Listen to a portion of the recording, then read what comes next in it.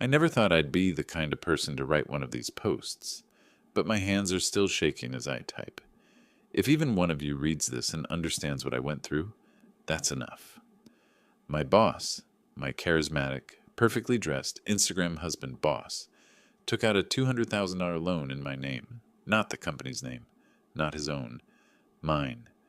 He used my credit, my identity, my future to fund a lifestyle and keep his wife from realizing their finances were crumbling. And the worst part, for weeks I thought I was losing my mind. It started on an ordinary Tuesday morning. I was at my desk, sipping burnt coffee, when my phone buzzed with an alert. Large account inquiry detected. I ignored it. Spam, I figured. Then a second ping, then a third. My stomach dropped. I opened the app, and there it was. An active loan account with my name on it. Principal, $200,000. Payment schedule, monthly. Interest, ugly. I sat frozen, staring at the numbers. My hands went cold. I hadn't applied for anything. I hadn't even thought about a loan that size. I'm a junior analyst who still budgets for takeout. Where in the world would I even need that kind of money? I called the lender immediately. The woman on the other end of the line said, cheerful and robotic, "Yes, Miss Redacted. We have your application on file." She rattled off my address, my social security number, even my employment details. Then she said, "We also have your e-signature. Would you like me to email you a copy for your records?" My throat went dry. 30 seconds later, an email hit my inbox. Attached, a neat PDF with my name typed at the bottom, signed, time-stamped at 11:47 p.m. on a Sunday night. My laptop was closed. I was asleep. But there it was, my signature. I couldn't breathe. I printed the document, stared at the black letters that weren't mine. Who had access to all this information? Who could log in, pull my HR file, forge a signature? My chest tightened with one answer. My boss. The man who hired me. The man I trusted. He had access to every employee record. He had authority to approve financial arrangements. And he had a wife with a taste for gala tickets, imported handbags, and cars you couldn't park without 2 valets. I confronted him the next day, shaking but trying to sound professional. I asked, "Do you know why my information was used to secure a personal loan?" His eyebrows shot up, then dropped, like I'd told him his shoelace was untied. He chuckled, leaned back in his leather chair, and waved a hand. "That? Clerical error. The bank sets up employee retention facilities under our top performers. It's an internal perk. Don't worry about it." He even patted a silver pen on his desk like it was supposed to calm me down. I told him it wasn't acceptable, that my credit was ruined, that I never signed anything. His smile thinned. He leaned forward. "Look," he said, voice dropping. "Be a team player. We all make sacrifices. This is just paperwork. You'll be fine." He called me kiddo, as if the word could erase the pit opening in my stomach. Then louder, "Besides, think of it as helping the company. Helping me. And trust me, loyalty gets rewarded." That's when I understood. This wasn't an error. He'd planned it. He'd stolen my identity to keep up appearances, to keep his wife smiling on Instagram with her new SUV and her perfect anniversary weekend. He thought I'd swallow it, stay quiet, too scared to fight back, and for one terrifying moment, I almost did. But then I thought about what was at stake. My credit score tanked by 100 points in a single day. My landlord was about to pull my file for the new apartment I'd applied to. My mother's medical cosign was due for renewal. My entire future, rent, healthcare, everything was hanging by a thread. All because my boss wanted to look like a provider to a woman who posted task-blessed captions on borrowed money. I walked out of his office trembling, not with fear, with fury. And right then I made myself a promise. I wasn't going to let him ruin me. If he wanted a secret, I'd make sure it burned down his entire world before it destroyed mine. And if you're reading this wondering if I have proof, oh, I do. Receipts, recordings, logs, everything. If you stick with me, I'll tell you exactly how I took back control, piece by piece, until karma did the rest. So do me a favor, hit that like button, subscribe, whatever keeps this story alive, because what's coming next will make you rethink what loyalty in the workplace really means. When I tell you the gaslighting started immediately, I mean within hours. After my confrontation, HR called me in just to clarify a few details. The head of HR, who's worked under my boss for a decade, smiled like she was offering me tea. She said, "We understand you're confused about a new program. It's a retention incentive. High performers get access to a credit line under favorable terms. You must have just forgotten you signed up." Forgotten? A $200,000 loan? I almost laughed in her face. Instead, I asked her to show me the original file. She shuffled papers, avoided my eyes, and finally said, "That's confidential, but don't worry, it's all perfectly legal." My blood boiled. Perfectly legal? My signature was a forgery. My credit was bleeding out, and my boss had half the office convinced it was a perk. That night, I dug into my digital trail. I checked my email account activity and froze. There were logins from an IP address I didn't recognize. Our office building. 11:43 p.m. Sunday. That was the exact night and time my so-called signature appeared on the loan agreement. I hadn't been anywhere near my work laptop. Someone had gone into the system, accessed my HR file, and uploaded everything they needed. I printed the DocuSign audit trail. It showed every step, document opened, initials placed, final signature. But the IP address belonged to the executive suite. Not me, not my device. And then the motive snapped into focus. His wife. The woman who curated her life like a museum exhibit.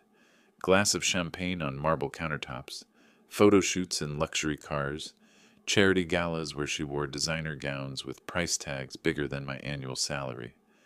I remembered hearing her laugh at the holiday party, bragging about their new SUV and the Foundation Gala tickets. Tickets that, coincidentally, had been purchased the same week that loan hit my name. The more I looked, the worse it got. Our building's access logs showed my HR folder was pulled by his badge at 10:58 p.m. that Sunday. He was the only one in the building. Cameras showed him leaving at 12:15 a.m., carrying a sleek leather folder. The next day, he called me casually, voice dripping with false concern. "Hey, I noticed you're still anxious about that paperwork. Don't stress. Let me handle it before finance starts sniffing around." His tone shifted for half a second, sharp, annoyed. "You don't want this to get messy." Something inside me clicked. I hit record on my phone and set it on the desk. I asked carefully, "So you did move money in my name?" He sighed like I was being childish. "I advanced funds. Yes, it's temporary. Don't overthink it." There it was. My boss, on record, admitting he used my identity to push money through. Not a clerical error, not a perk. Theft, fraud. And that's when the fear started to give way to something else. Strategy. If he wanted to play dirty, fine. I was going to build a paper trail so airtight he wouldn't slip through it, no matter how much charm he tried to throw around. This wasn't just about saving my credit anymore. It was about taking back every ounce of control he thought he had over me. The night I captured his admission, I barely slept. My phone was on the pillow next to me, the recording saved in 3 different places: cloud, USB, and an old email draft. I knew it wasn't enough. A single recording could be brushed off as misunderstood context. I needed more. I needed allies. The next morning, I called the lender's fraud unit. The woman on the line went from bored to alert the second I said, "The borrower's signature is forged." She asked me to submit an identity theft affidavit. Done. She asked me to send the DocuSign audit trail. Done. When she saw the IP addresses didn't match mine, her tone sharpened. "We'll escalate this immediately." Next, I contacted the state's Consumer Protection Office. I explained everything: forged signature, unauthorized debt, employer involvement. The investigator on the other end said something that chilled me. If your employer is facilitating this, it may fall under wire fraud. That's federal. I wasn't just the victim of identity theft anymore. My boss had crossed into territory where prison time was a possibility. But I still felt like David against Goliath. He had lawyers, money, a board of directors who believed every word he said. I was one employee, one paycheck away from disaster. So I made my next move carefully. I called an employment attorney, one recommended by a friend who'd fought a wrongful termination case. The attorney listened silently as I laid out the story, then said, "Save everything. Emails, call logs, even your swipe badge reports. If he retaliates, we'll bury him in evidence." That's when luck, or karma, stepped in. A friend from IT owed me a favor. I asked him to help me preserve the metadata from the eSign platform. He didn't ask questions. He pulled hash values, timestamps, device IDs, everything. If anyone tried to argue I'd forgotten signing, I now had forensic proof showing otherwise. Then came the twist I didn't expect. A coworker whispered to me in the break room, "His wife's divorce attorney is sniffing around. She suspects financial infidelity. They've been fighting for months." My brain lit up like fireworks. If she was looking for proof of hidden loans and shady money, I had the smoking gun. That night, I reached out discreetly. Through a mutual connection, I shared redacted documents, loan origination date, disbursement tied to a car purchase, gala payments, all linked to my forged signature. Within hours, the attorney replied, "This is gold. If you're willing, we can align." Suddenly, I wasn't alone. I had the lender's fraud unit, a state investigator, my attorney, an IT ally, and now his wife's divorce lawyer. Each of them wanted a piece of the truth. I began to build a timeline. Date the HR file was accessed, date the loan was approved, date the SUV was delivered, date the gala was paid for. Every line of evidence pointed to him, and every move he made dug him deeper. The final touch? I scheduled my fraud interview with the lender for the exact same morning as the board's quarterly review. If he thought he could keep his double life hidden, he was about to find out what happens when every lie unravels at once. He thought I was powerless. What he didn't know was that I had just turned the chessboard around and he was already in check. The morning of the board meeting, I woke up before dawn. My blazer was hanging on the back of the chair, my bag packed with files thicker than my lease application. Every scrap of evidence I had, emails, access logs, audit trails, the recorded call, was printed and backed up digitally. If he wanted to play corporate god, today he'd find out even gods can bleed. At 9 a.m. sharp, I was in a glass-walled conference room with my attorney at my side. Across the table sat the board of directors, finance officers, and my boss in his custom suit, smiling like a man who believed the world bent to him. He hadn't stopped preening since his wife posted a photo of their new SUV captioned, "Power Moves Only." The board started with standard agenda items, earnings, projections, all the usual. Then came the compliance update. That was my cue. The lender's fraud unit had already flagged the account, and their request for employment verification had landed on the CFO's desk. Now the board wanted answers. My boss leaned forward, spinning the same lie he'd fed me. "It's a retention incentive, a clerical mix-up." His voice was calm, charming, rehearsed. But when the CFO asked for documentation, he hesitated. That pause was my opening. I slid a folder across the table. Inside, the DocuSign audit trail, complete with IP addresses from the executive suite at 11:43 p.m. on a Sunday. Next, the building's access logs showing his badge pulling my HR file. Then the transcript of our recorded call where he admitted to advancing funds in my name.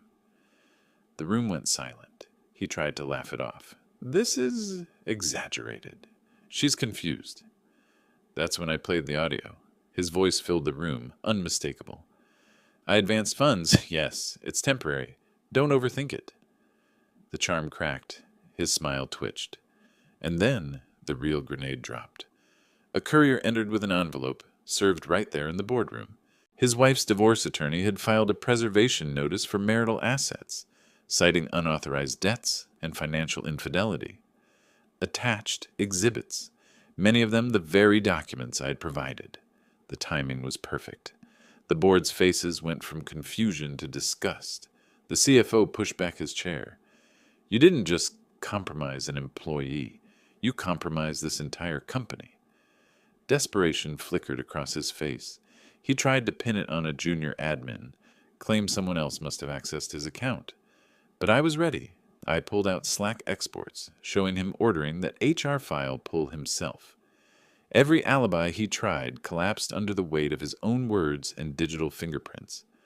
By the end of the hour, the board voted to suspend him pending investigation. The lender froze all disbursements. The SUV he flaunted on Instagram was flagged for repossession, and the Gala Foundation quietly pulled their table sponsorship, citing internal ethics concerns. I didn't gloat, I didn't smile. I just sat there, heart-pounding, as the man who thought he could ruin me with a forged signature watched his empire start to crumble. And believe me, the fallout was just beginning. Because what came next wasn't corporate discipline, it was criminal law. The day after the board meeting, my phone rang at 7:12 a.m. Caller ID, Fraud Investigations Unit. My stomach flipped. The investigator's voice was calm but firm. We've reviewed your affidavit and documentation. We'll be referring this case to state prosecutors for potential identity theft and wire fraud charges. You should expect contact from law enforcement. For the first time in weeks, I felt a surge of relief. It wasn't over, but it was no longer just me against him. The system was finally paying attention. Within days, subpoenas started flying. The lender turned over their internal records. My IT friend's metadata logs became exhibits. Even the building's camera footage of him leaving with my HR folder was requested. Every thread I'd pulled was now in official hands. And then came the knock on my apartment door. 2 detectives, polite but direct. They asked me to walk them through the timeline one more time. I laid it out: Sunday night logins, forged signature, SUV purchase, Gala payments. One detective scribbled notes, while the other recorded everything. When I played them the call where he said, "I advanced funds in her name," their eyebrows shot up. "That's good," one said. "That's really good." Meanwhile, the civil side started moving. My attorney filed against the company for negligence and damages. We demanded full credit restoration, a neutral employment reference clause, and compensation for legal fees. The company's lawyers caved faster than I expected. They wanted this nightmare off their books. Within a month, I had a signed settlement, my credit scrubbed clean, a letter from the lender affirming I was the victim of fraud, and a damages payout big enough to cover every sleepless night and panic attack. But the real fireworks came from his personal life. His wife's attorney used my documents to file for divorce, citing financial infidelity and deception. The SUV was repossessed. The Gala photos vanished from Instagram, and whispers started spreading through the industry that he wasn't just suspended, he was radioactive. No board wanted his name near theirs. Then came the courtroom. He shuffled in, suddenly smaller without his tailored suits and charm. The charges: identity theft, wire fraud, falsifying records. He tried to fight it at first, but the evidence was a wall he couldn't climb. When the prosecution played my recording in open court, his own voice admitting everything, he dropped his head. The plea deal came fast. Restitution, a 5-year professional ban, probation with potential custodial time. No more boardrooms, no more power lunches. Just a man who thought he was untouchable, reduced to a case number. For me, the panic started to fade. I got my first full night's sleep in months. My credit score rebounded. I opened the letter from the lender confirming the loan was void, and I cried right there at my kitchen table, not from sadness, but from sheer relief. He wanted me to be collateral damage in his performance of wealth. Instead, he became a cautionary tale. 6 months later, I barely recognized my own life. My new job paid better, the office culture was healthier, and I didn't wake up every morning with my heart racing. My credit report looked clean again. No phantom loans, no black marks, just my name, standing on its own. But the past didn't let go that easily. One morning, an envelope slid under my apartment door. Return address, the county courthouse. Inside was a single sheet stamped with the state seal. Notice of guilty plea and sentencing. My boss, once the golden boy of the company, the man who thought he could bury me under paperwork, had pled guilty to identity theft and fraud. His sentence, restitution, probation, and a 5-year professional ban. Attached was a check, restitution, money taken directly from his seized assets, most likely the sale of that SUV his wife had flaunted on Instagram. I turned it over in my hands, almost laughing. The same car that tanked my credit was now paying me back. That night, I sat at my desk with my laptop open, the courthouse letter and check beside me. For weeks, I'd wondered if I should send him something. Just one message. Not to gloat, not to taunt, just to close the circle. Finally, I typed it out. I attached a scanned copy of the court order and the credit restoration notice. In the body of the email, I wrote only, "This is the last time my name will ever be tied to yours." Then I hit send. No flourish. No exclamation marks. Just the truth. And because I'm a little petty, I CC'd his wife's divorce attorney. When I closed my laptop, I felt something I hadn't felt since the day this started. Peace. Not relief, not adrenaline. Just peace. I'd fought back. I'd survived. And I'd won without sinking to his level. The next morning, I took the envelope with the restitution check and slid it into a folder I'd labeled me. Not him, not boss. Just me. For the first time, the story wasn't about what he'd stolen. It was about what I'd taken back. And that's why I'm sharing this here. Because maybe someone else out there is staring at an impossible mess, convinced they're powerless. You're not. Paper trails don't lie.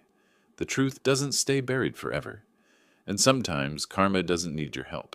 It just needs your patience. If you made it this far, thank you. Hit like, subscribe, drop a comment. Not just for me, but so this story reaches someone who needs it. Because trust me, no matter how powerful they seem, no one is untouchable.